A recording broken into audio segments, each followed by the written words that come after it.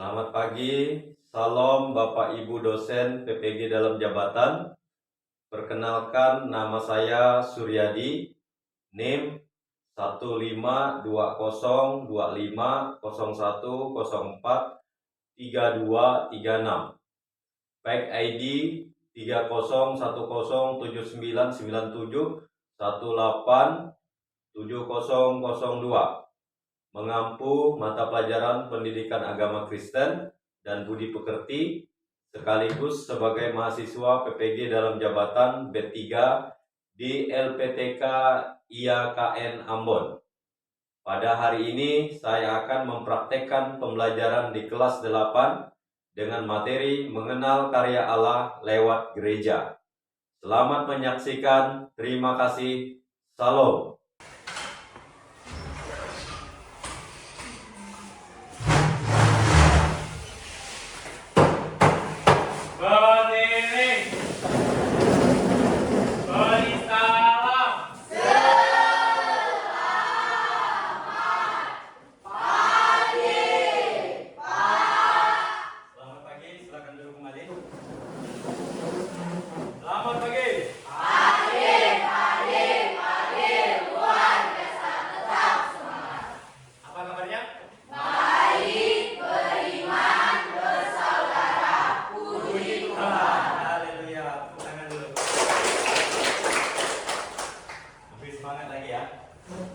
Udah makan belum? Yang laki-laki udah makan belum? Oke, puji Tuhan, hari ini kita akan memulai kegiatan belajar pendidikan agama Kristen. Sebelumnya Pak Guru absen dulu ya. Ya, absen dulu. Renata Yolanda. Hadir. Arman Saul. Hadir. Dias Alfianus. Hadir. Gerson. Hadir. Herliana Rate, Kesia, Fiona, Monica, Helvina, Petronika, Gloria Putri, Bagas Pangalu, Devika Otivi, Meska Rusdian Pamaraya, Putri Ulansari, Tiara Sasa, Arga Erlangga, Bayu Saputra, Elsa Salsabila, Valentino Amos. Puji Tuhan, hadir semua ya. Tidak ada yang berhalangan hadir ya, semuanya hadir. Puji Tuhan. Jadi hari ini sebelum kita mulai kegiatan belajar, kita mau nyanyi dan berdoa dulu. Silakan berdiri. Untuk memimpin pagi hari ini, pimpin kita nyanyi dan doa, dipersilakan kepada Bagas dan Meme. Silakan.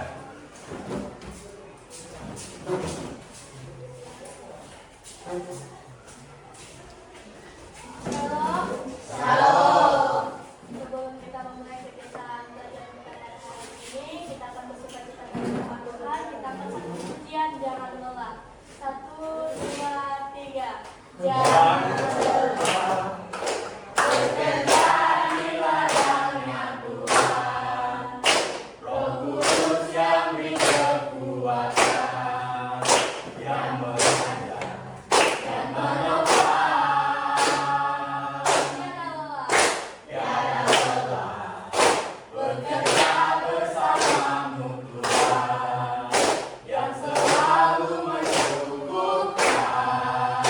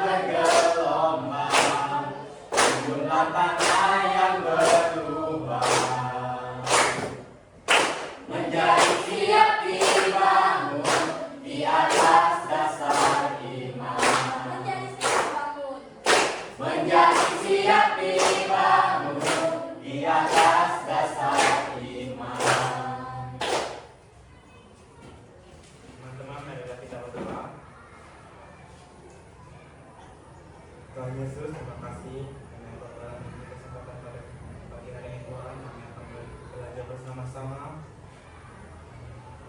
dan berikan kami kekuatan dan kita hari dengan doa Bapa kami. Bapa kami di surga, dikuduskanlah namamu, datanglah kerajaanmu, jadilah kehendak-mu di bumi seperti di surga. Berikanlah kami pada hari ini makanan kami secukupnya, dan ampunilah kami akan kesalahan kami, seperti kami juga mengampuni orang yang bersalah pada kami. Dan jangan bawa kami dalam pencobaan, tapi lepaskan kami dari orang jahat. Karena Engkau yang punya kerajaan dan kuasa dan kemuliaan sampai selama-lamanya. Amin. Silakan duduk kembali.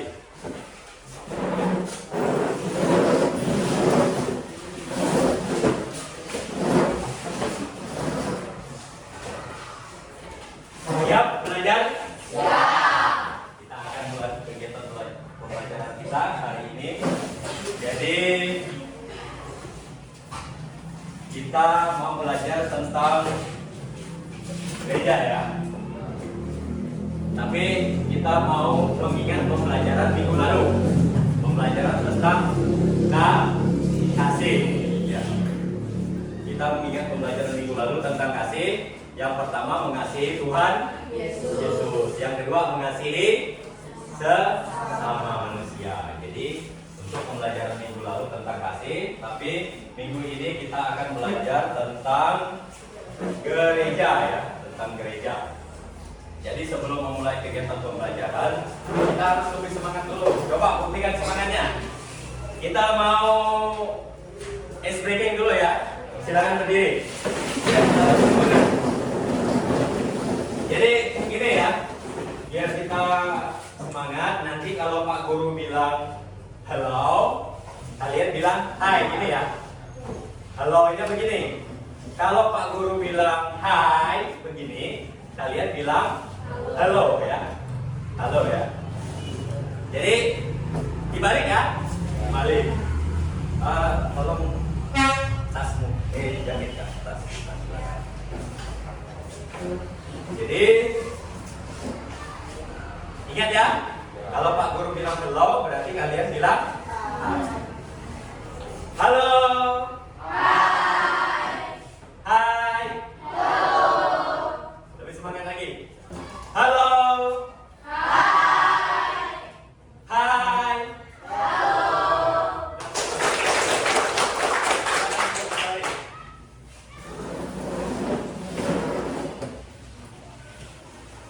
Kita mau melihat pembelajaran kita hari ini ya, pembelajaran 8 mengenal karya Allah lewat gereja. Nah, namun sebelumnya kita membaca Alkitab ya. Kita membaca Alkitab 1 Korintus pasal 12 ayat 17. Silakan kita buka 1 Korintus pasal 12 ayat 17. Jadi yang tidak membawa Alkitab bisa berbagi dengan temannya ya. Jadi teman di sebelahnya. 1, 2, 3. Karena sama seperti tubuh itu satu dan anggota-anggotanya banyak, dan segala anggota itu sekalipun banyak merupakan satu tubuh, demikian pula Kristus. Itu berbicara tentang kehidupan bergereja. Kita lihat tujuannya, apa sih tujuan kita belajar ini? Yang pertama, kita bisa menjelaskan pengertian gereja sebagai karya Allah ya. Yang kedua, mengidentifikasi peran gereja dalam ibadah, pelayanan, dan kesaksian. Yang ketiga, menunjukkan sikap syukur kita, kepedulian, keterlibatan dalam kegiatan gereja sebagai bagian dari tubuh Kristus. Ya, siapa minggu kemarin yang ke gereja? Coba angkat tangan. Yang ke gereja, tolong angkat tangannya. Siapa yang tidak ke gereja hari Minggu kemarin? Angkat tangan. Jujur saja, tidak apa-apa. Jujur. 1, 2, 3, 4. Ya, terima kasih turunkan. Kenapa tidak ke gereja? Karena membantu Papa kerja. Oh, membantu Papa kerja. Jadi siapa lagi tadi yang tidak ke gereja? Kenapa tidak ke gereja? Tidak ada kendaraan. Oh, tidak ada kendaraan. Jadi saya harapkan kita semua kesempatan hari Minggu adalah untuk kita ke gereja. Jadi kita setelah ke gereja kita boleh bantu Papa ya. Ya kalau yang tidak ada kendaraan bagaimana? Yang tidak ada kendaraan bisa numpang dengan temannya, ya kan? Selanjutnya kita melihat ada beberapa materi gereja ini. Yang pertama, pengertian gereja menurut bahasa Yunani. Kata gereja berasal dari Yunani eklesia yang berarti orang-orang yang dipanggil keluar. Ada yang sudah tahu tentang pengertian gereja?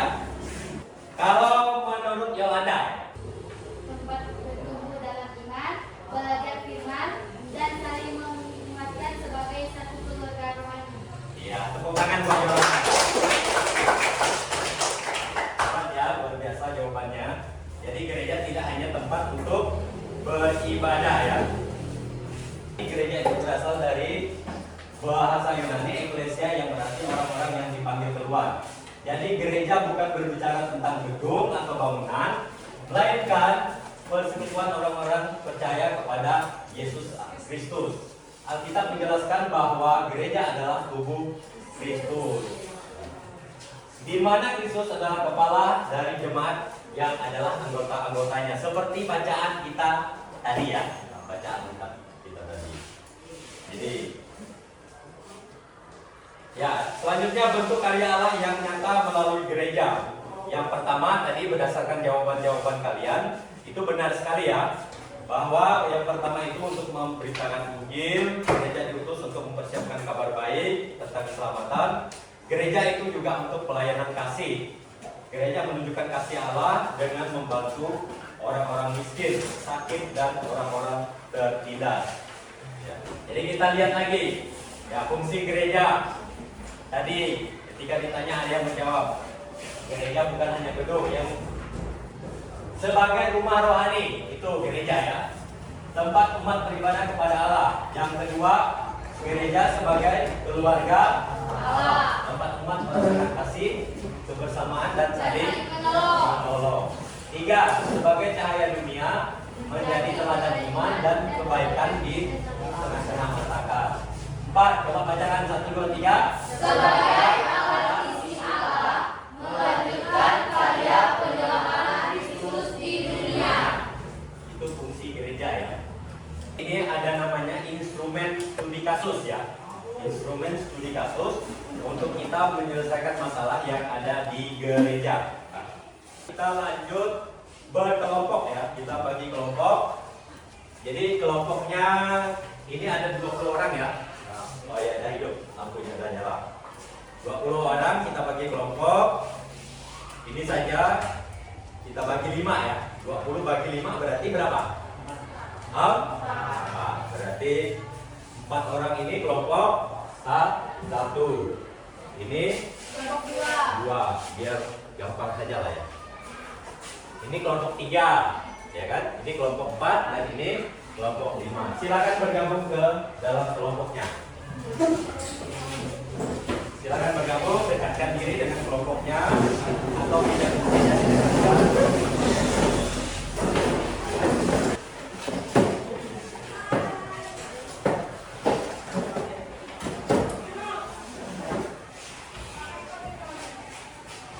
ini instrumennya.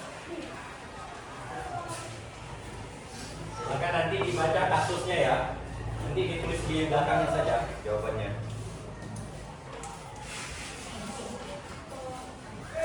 Satu kelompok satu saja ya. Satu kelompok satu saja. Sudah dapat semua?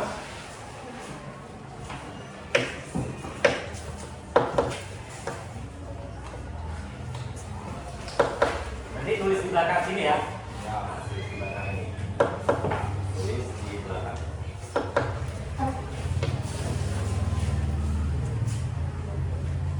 Ini nanti tulis di belakang. Tulis nama kelompok ya, nama kelompok, tulis jawabannya ya. Kita lihat dulu, perhatikan dulu kasusnya di sini. Di sini kan kasusnya ada seorang anak kecil ya di gereja yang aktif melayani ya. Ada sebuah gereja yang aktif melayani.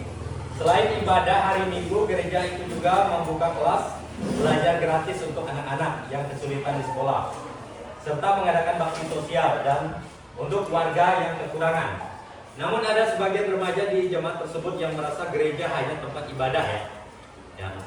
Biasanya ada yang merasa seperti itu ya.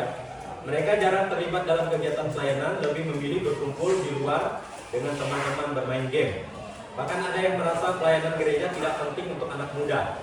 Di sisi lain ada beberapa remaja yang mulai ikut melayani sebagai paduan suara, tim musik, dan membantu guru sebagai guru sekolah minggu. Mereka merasa senang. Nah, di situ ada pertanyaan diskusinya ya. Pertanyaan diskusinya itu yang kelompok nanti diskusikan bersama-sama. Waktu mengerjakannya 15 menit ya dari sekarang. Tulis di belakang itu. Ya.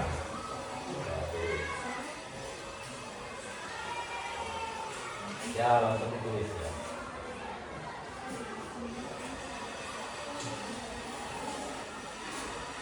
Kalau ada yang bingung dengan pertanyaannya boleh ditanyakan ya.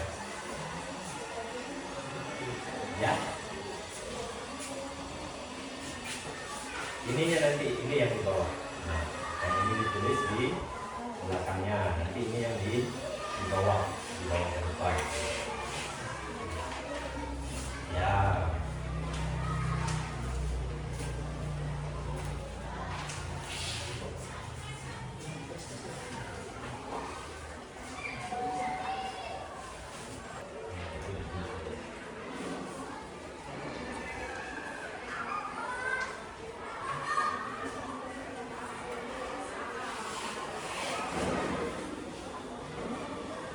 Dan pertanyaannya, gereja bukan hanya tempat ibadah ya.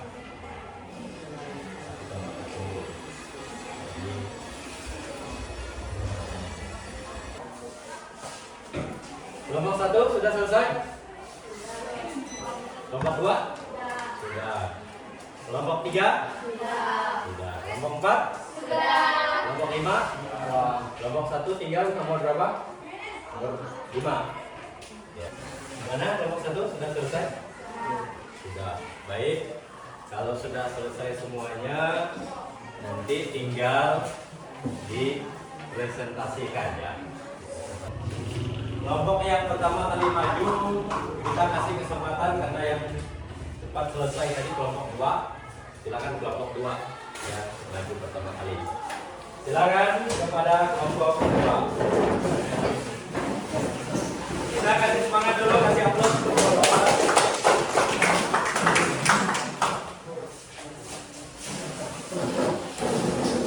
Silakan baca cerita kasusnya, terus baca pertanyaannya, terus jawab, bacakan jawaban dari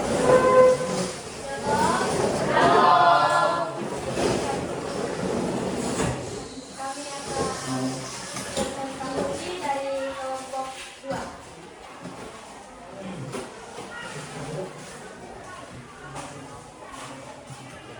Di sebagai sangkeci ada sebuah gereja yang aktif melayani masyarakat. Selain ibadah hari Minggu, gereja itu juga membuka kelas belajar gratis untuk anak-anak yang kesulitan di sekolah, serta mengadakan bakti sosial untuk warga yang kekurangan. Namun, ada sebagian remaja di jemaat tersebut yang merasa gerejanya tempat ibadah. Mereka jarang terlibat dalam kegiatan pelayanan, lebih memilih berkumpul di luar dengan teman-teman berpikir. Bahkan ada yang merasa pelayanan gereja tidak penting untuk anak muda. Di sisi lain, ada beberapa remaja yang mulai ikut melayani sebagai paduan suara, musik, dan membantu guru sekolah minggu. Mereka merasa senang karena bisa berkontribusi terkadang menertawakan teman sebaya yang tidak mau terlibat. Ya, sekarang masuk ke pertanyaannya. Pertanyaan, menurutmu apakah benar gereja hanya berfungsi sebagai tempat ibadah? Jelaskan dengan alasannya. Tidak benar, gereja bukan hanya tempat ibadah, tetapi juga sebagai persekutuan orang percaya, tempat bertumbuh dalam iman, melayani sesama, dan menjadi sarana karya Allah di dunia. 2. Apa saja karya Allah yang terlihat melalui kegiatan gereja dalam kasus di atas? Mengajar anak-anak lewat kelas belajar gratis, pendidikan dan pelayanan kasih, mengadakan bakti untuk keluarga, mengadakan ibadah rutin, pertumbuhan rohani jemaat. Bagaimana seharusnya sikap remaja Kristen terhadap pelayanan di gereja? Remaja Kristen seharusnya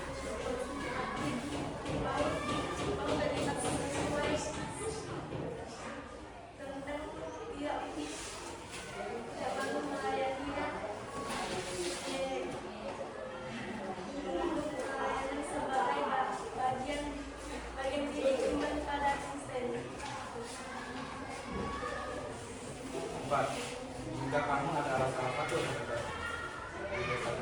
apa yang akan kamu lakukan untuk terlibat dalam karya Allah melalui gereja? ikut aktif dalam kegiatan pelayanan sesuai kemampuan, misalnya belajar suara, musik, membantu guru ikut bakti sosial, serta mendukung teman sebaya untuk ikut terlibat. 5. Menurutmu, bagaimana cara gereja bisa membantu lebih banyak remaja untuk ikut terlibat dalam pelayanan? 1. Memberikan ruang pelayanan yang sesuai dengan kegiatan remaja. 2. Membuat kegiatan kreatif dan mengarahkan bagi anak muda. 3. Memberi motivasi melalui pengaduan dan orang dewasa. 4. Menghargai komunitas remaja. Ini dari presentasi kami. Mungkin ada pertanyaan dari kelompok lain? Baik, presentasi kami selesai. Maaf jika ada kesalahan dan ada kebutuhan. Terima kasih.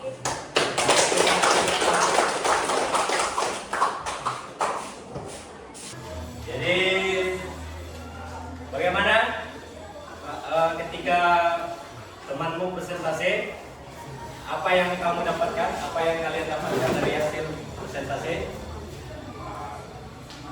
Menarik ya? Dan menarik ya, pastinya sangat menarik. Ya baik, hasilnya silakan dikumpulkan di depan sini untuk hasil diskusinya.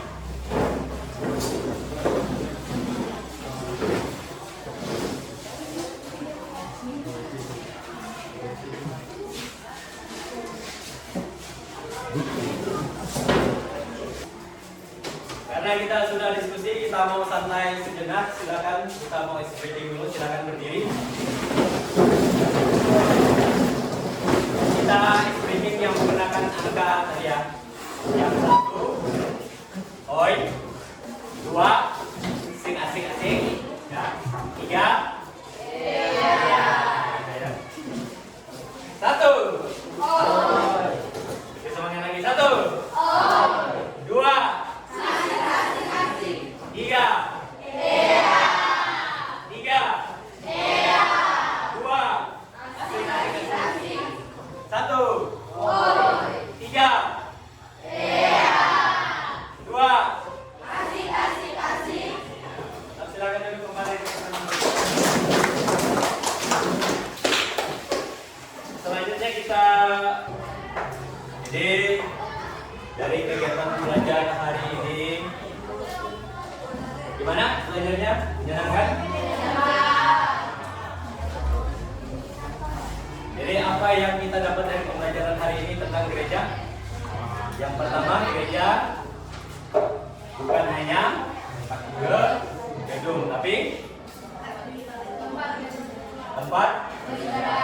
tempat beribadah ya.